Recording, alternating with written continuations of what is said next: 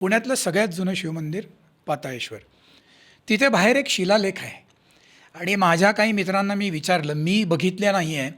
तर ते म्हणले तो शिलालेख आजपर्यंत कोणी वाचू शकला नाही आहे, झिजला आहे. तर तो शिलालेख जर का वाचला असेल तर कोणी मला करेक्ट करावं, तर पुण्याच्या इतिहासावर खूप वेगळा प्रकाश पडू शकतो. तर ती पुण्यातल्या म्हणजे अगदी जुने जे संशोधक होते ते लिहायला जेव्हा सुरुवात केली त्यांनी, तर त्यांनी पुण्या जुन्याच्या पाऊलखुणा, पर्वतीच्या खाली एक लेणं आहे ती एक त्यांनी सांगितले, बाणेरला एक लेणं आहे, चतुर्शृंगीच्या वरती काही हे आहेत, पांडव टेकडीवर काही लेणी आहेत आणि पाताळेश्वर एवढी लेणी आहेत पुण्यात. ते जुन्या पुण्याच्या पाऊलखुणा म्हणून लिहिणारे नेहमी लिहितात. त्यात पाताळेश्वराचं इंटॅक्ट आहे, बाकी अर्धवट सोडून दिलेली आहेत. पर्वती मागच्या लेण्याला तर कायम प्रचंड पाणी असतं, त्यामुळे तिथं जाता पण येत नाही. पण पाताळेश्वर माझ्या माहितीत एक गृहस्थ होते, म्हणजे मला एक अध्यात्मातले खूप सिद्ध गृहस्थ भेटले. त्यांचे गुरु जे होते त्यांनी मला सांगितलं की ते पाताळेश्वराला नंदी आणि शंकर यांच्यामध्ये खाली भुयार आहे. आता कोणाला माहिती नाही ते. बरं. तिथे संध्याकाळी 7 ते सकाळी 7 जप करायचे असं त्यांनी मला सांगितलं. तर ते पलीकडनं विहिरीतनं रस्ता होता, पण आता पलीकडे विहीर पण नाही आणि खालचं भुयार पण नाही. इतक्या कालोघात बदल होत असतात. तर पाताळेश्वर हे जुन्या पुण्यातलं खूप अगदी अगदी जुनं असलेलं ठिकाण, या काळातलं जे अजून शाबूत राहिलं. इतरही काही गोष्टी असतील, लोकांचा त्यावर विश्वास बसत नाही, कोणी ठेवा अथवा न ठेवा. पण एका मंदिरामध्ये मी जातो आणि तिथे एका व्यक्तीने मला सांगितलं की त्या देवासमोर उभं राहिलं 50 फुटावर, तेव्हा तिथं बांधकाम चाललं होतं की उजव्या हाताला खाली जमिनीत शिवलिंग आहे 20 फुटावर. त्यांच्याकडे एक गृहस्थ आले होते, त्यांनी सांगितलं आणि ते खूप मोठं आहे. तर माझ्या अगदी जवळच्या नातात एक व्यक्ती होत्या आणि त्यांना कळू शकायचं. तर मी म्हटलं, हे असं असं म्हणतायत, ते खरं आहे का? त्यांनी विचार केला, म्हणले हो, ते शिवलिंग इतकं मोठं आहे की त्यावर 2 गायी बसू शकतील. म्हटलं किती जुनं आहे? तर त्यांचा इतिहासाशी काही संबंध नव्हता, माझ्या नात्यातल्या व्यक्ती होत्या. त्यांनी मला सांगितलं की दुसऱ्या पुलकेशीच्या अधिकाऱ्यांनी त्यावर दगडी 4 खांब आणि छप्पर उभारलेले, ते त्याच्या आधीपासून आहे. मी बघितलं तर दुसरा पुलकेशी म्हणजे 13वं शतक येतं. 13व्या शतकानंतर आजपर्यंत ते शिवलिंग आहे हे कोणाला माहिती नाही. बापरे. तर कालोखामध्ये अनेक गोष्टी नाहीशा झालेल्या असतात. आणि त्यानंतर मग नानासाहेब पेशव्यांच्या काळात पर्वतीचं उभारणी झाली, चिमाजी अप्पांनी ओंकारेश्वराचं उभारणी केली. पुण्यातलं सगळ्यात मोठं आणि प्रमाणबद्ध शिवलिंग आहे आणि अत्यंत जागृत आहे. एवढं मोठं शिवमंदिर पंचक्रोशीत नाही, एवढं मोठं अंतर्गत प्रदक्षिणा वाट असलेलं मला असं वाटतं की 12 ज्योतिर्लिंगांमध्ये पण ते नाही. आणि स्मशान महादेव आहे, त्यामुळे ते अत्यंत जागृत आहे. आणि बरीच अशी जागृत मंदिर आहेत की नृसिंह मंदिर तुम्ही जाऊन उपासना करत असाल तर बघायला पाहिजे. नृसिंह मंदिरच एकंदरीत कमी असतात आणि मला त्याचं ते वैशिष्ट्य जे जाणवतं, त्याला 250 वर्ष झाली आहेत, पण त्याच्या संगमरवरी मूर्तीला अजूनही ती पिवळी पडली नाही आहे. खूप देखणी मूर्ती आहे. तशीच एक मूर्ती शनिवारवाड्याच्या मागं पण आहे नृसिंहाची, ती पण फार छान मूर्ती आहे. खूप देवळं आहेत.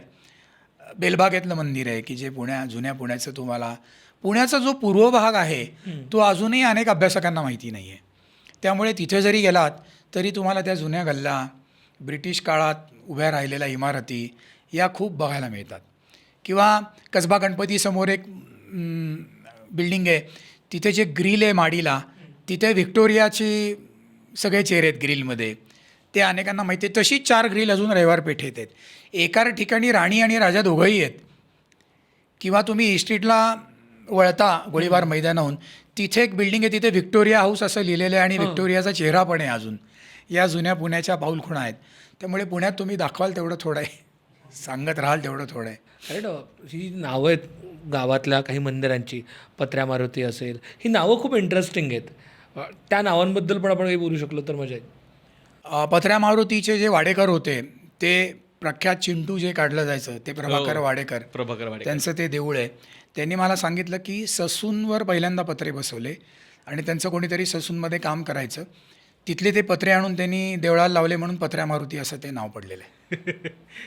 अशी भरपूर चित्रविचित्र नावं मारुतीला. खुन्या मारुती आहे, खुन्या मुरलीधर आहे. पण तुम्हाला सांगतो की ऐतिहासिक लेखसंग्रह म्हणून 8,000 पानं आहेत. त्यात पुण्यात पटवर्धनांचा वकील तिथे राहायचा आणि दादा गद्र्यांनी तिथे मूर्ती आणली होती बसवायला आणि तिथे त्यांनी आजच्या भाषेमध्ये काय त्याला म्हणतो आपण, बाउन्सर ठेवले होते, गार्दी ठेवले होते. गार्डचा अपभ्रंश आहे गार्दी हा. आणि ते बहुधा अरब होते. गार्दी हा कोणी असू शकतो, तो गार्ड आहे, पेड गार्ड आहे, असं नॉट नेसेसरी ते अरबच पाहिजे. बरोबर. तिकडनं ब्रिटिशांची एक पलटण चालली होती, यांच्यात बोलाचाली झाली आणि लढाईच चालू झाली आणि एकमेकावर त्यांनी तोफाच लावल्या. पटवर्धनांच्या वकिलांनी पत्र लिहिलं आहे, ते पत्र खऱ्यांनी छापलं आहे ऐतिहासिक लेख संग्रहमध्ये. त्यात तो लिहितो की दोघांची मारामारी झाली. पुणेकरांसारखं त्यालाही मारामारी बघायला आवडत असेल. तो म्हणला, मी कौलावर बसून बघत होतो, माझ्या पुढे येऊन तोफेचे गोळे पडायला लागले, त्यामुळे खाली आलो. आणि मग लोकांनी जाऊन नाना फडणीसला सांगितलं. नाना फडणीसनी सैनिक पाठवले आणि ती मारामारी सोडवली. तर काही लोक म्हणतात की ती मूर्ती नानाला हवी होती, बाजीरावला हवी होती. गद्र्यांकडची मुलगी नानाला दिली होती, नाना फडणीसला. जावयाला आजही कोणी नाही म्हणू शकत नाही. त्याच दिवशी नानांनी सोन्याची कालिया मर्दनाची मूर्ती नानावाड्यात बसवली होती, त्यामुळे त्याला ती मूर्ती असायचं काही कारण नाही. पण त्यानंतर 1810ची पुण्यातल्या देवळांची जी यादी आहे, त्यात दादा गद्रे यांचा मुरलीधर असं लिहिलेलं आहे. 1854ची माझ्याकडे पुण्यातल्या देवळांची एक यादी आहे, त्यातही मुरलीधर लिहिलं आहे. नंतर 100 वर्षांनी त्याला खुल्या मुरलीधर नाव पडलं, तिथे रँडला ओळ्या घातल्यावर. कारण बरोबर 100 वर्षांनी, माफ करा, द्रविडांना चाफेकरांनी गोळ्या घातल्या, तिथे ते नाव पडल्यावर ते खुन्या नाव झालेलं आहे.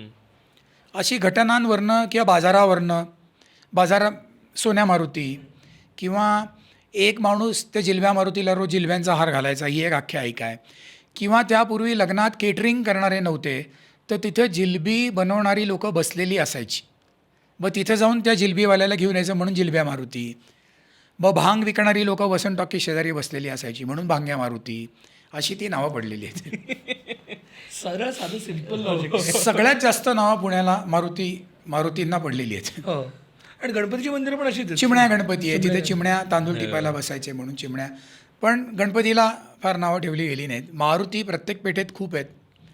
जे पुण्यात सगळ्यात जास्त शंकराची मंदिरं आहेत आणि त्यानंतर मारुती आहेत. मला अजून एक मंदिराबद्दलच विचारायचं, ते म्हणजे आपल्याला JM रोडचं जंगली महाराज मंदिराबद्दल खूप तसं कमी माहिती, म्हणजे रिसेंट हिस्ट्री माहिती आहे, पण त्यालाही खूप जुना इतिहास आहे. जंगली महाराज म्हणताय तुम्ही. जंगली महाराज जे होते ते होनमुर्गीचे होते आणि ते मोठे सिद्धपुरुष होते. त्यांचं नाव आत्ता मला मूळ आठवत नाही. ते रोकडोबाच्या मंदिरात बसायचे आणि ते मुस्लिम धर्मीय होते. आणि चित्रकार DD रेगननी त्यांच्यावर फार मोठं संशोधन करून एक पुस्तक लिहिलेलं आहे. त्यात जंगली महाराजांचा फोटो, मृत्यूपत्र वगैरे सगळं छापलेलं आहे. आणि ते त्यांच्यावर तिथे अंत्यसंस्कार झालेले आहेत. त्यांचे फार मोठ्या प्रमाणात हिंदू आणि मुस्लिम भक्त होते. तेव्हा वाद झाला म्हणा की दहन करायचं का दफन करायचं, पण त्यांचं तिथे दफन झालेलं आहे. आणि लक्ष्मी रोडवर जो प्रसिद्ध हमजेखा चौक म्हणून जो आहे, तो त्यांचा शिष्य होता, तो मोठा पैलवान होता आणि त्यावेळेस तो पण तिथे उपस्थित होता. नंतर ते भांबवड्याच्या एका मशिदीत पण बसायचं असं रेग्यांनीच लिहिले. रेगे तब्बल 10 वर्ष संशोधन करत होते आणि जिज्ञासूंनी ते पुस्तक अगदी वाचण्यासारखं आहे. त्यांचा फोटो पण तुम्हाला नेटवर मिळू शकतो. अंगात रुद्राक्ष भस्म लावलेला, अंगात होनमुर्गीचे होते. आणि त्यानंतर DD रेग्यांकडे त्यांचे वंशज पण त्यांच्या संपर्कात होते. DD रेग्यांच्या 19व्या शतकाच्या आधी ते होऊन गेले. आणि त्यांच्याकडे एक नाटक मंडळी, दुर्दैवाने ते पण नाव मी विसरलो, नाटक चालत नाही म्हणले. तर ते म्हणले की नाटक सुरू करण्याच्या आधी पडद्याला तुम्ही आतनं धूप दाखवा. तर तेव्हापासून ती प्रथा आहे की धूप दाखवतात आणि मगच पडदा उघडतात. तर ते जंगली महाराजांनी तो आशीर्वाद दिला म्हणून तो आहे. बापरे, मला वाटतं नाटकातल्या लोकांना सुद्धा माहीत नसेल हे. माझ्या ओळखीत एक नीला गोंदील म्हणून होत्या, ज्या माझ्यापेक्षा खूप मोठ्या होत्या वयाने, आणि माझा आणि त्यांचा खूप स्नेह होता. तो व्हॉट्सअपवर नव्हता, मी त्यांना 3-4 वेळा भेटलोही होतो. आणि त्यांचे वडील पुण्यातले फार मोठे कॉन्ट्रॅक्टर होते.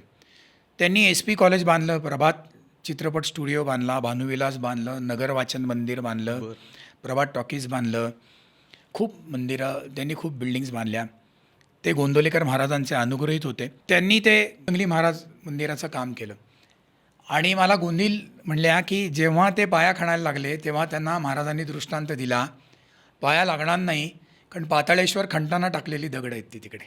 बापरे, माझ्याकडे अजूनही तो व्हॉट्सअप संदेश आहे. फर्ग्युसन कॉलेज सगळ्यात पहिल्यांदा आता जिथे फरासखाना आहे तिथे भरायचं, तिथं भरणार होतं.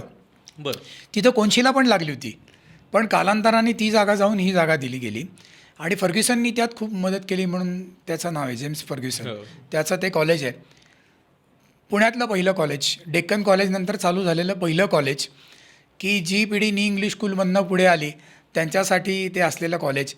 अनेक अनेक मोठी झालेली लोकं त्या कॉलेजमध्ये शिकलेली आहेत. अनेक मोठ्या लोकांनी त्यात शिकवलेलं आहे. रँगलर परांजपे खूप लहान वयात रँगलरहून आल्यावर ते तिथं प्रिन्सिपॉल झाले होते. टिळक तिथे शिकवायचे, आगरकर तिथे शिकवायचे, भारतरत्न महर्षी धोंडो केशव कर्वे तिथे शिकवायचे. अशा अनेक लोकांनी तिथे शिकवणं केलेली आहे आणि एक फार मोठी पिढी त्या तिथे शिकलेली आहे. आणि डेक्कन कॉलेजची लोकं त्यावेळेस फर्ग्युसन कॉलेजला भटी कॉलेज असं म्हणायचे, की कालांतराने ते नामाभिधान एस पी कॉलेजला झालं. तर फार मोठ्या पुरुषांचे जिथे पाय लागले ॲकॅडमिकली किंवा बुद्धी या दृष्टीने किंवा पुढे आयुष्यामध्ये खूप नावारूपाला आलेली अशी अनेक लोकं त्या कॉलेजमध्ये शिकलेली.